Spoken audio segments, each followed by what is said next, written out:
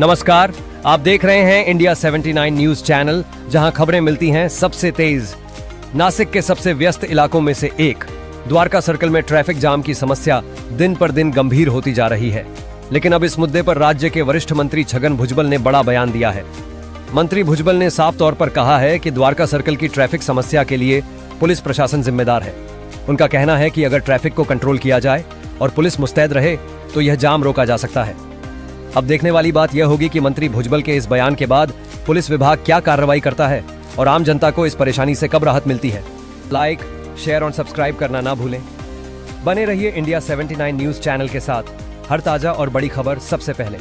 मैं हूं रिपोर्टर टैब्रिज शेख जहीर खान के साथ नासिक। होत नाही याचं पूर्णपणे याची जबाबदारी आता त्या ट्रॅफिक पोलीसवरच आहे, कारण ते नको तिथे आता पवार सांगतात इथेच ट्रक उभा केला, ट्रॅफिक जाम होणार, त्यांना सांगितलं पुढे जाऊ द्या, पुढे त्यांना अडवा आणि येणारे ट्रॅफिक जे आहे त्यांना पिवळा सिग्नल मिळाला तिथं सिग्नल जवळ त्यांनी थांबलं पाहिजे, ते पुढे येऊन थांबतात। फार लहान लहान गोष्टी आहेत, थोडंसं ट्रेनिंग या पोलिसांना दिलं ना तर या सगळ्या अडचणी दूर होतील।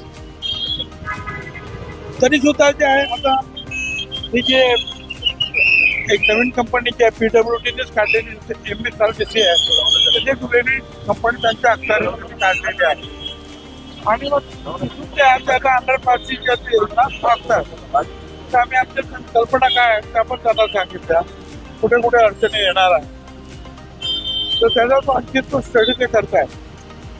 मला वाटतं की ठीक आहे, ती पण योजना चांगली नाही, फक्त जे आहे हे जे आहेत हा जो ब्रिज आहे मोठा, त्याचे कॉलम्स आहेत, वॉटर मेन्स आहेत, सर्व्हिस लाईन्स आहेत, त्या आडव्या नक्की येत आहेत, तर त्यांना टाळून आपल्याला अजून ते बरोबर तो रस्ता काढावा लागणार आहे।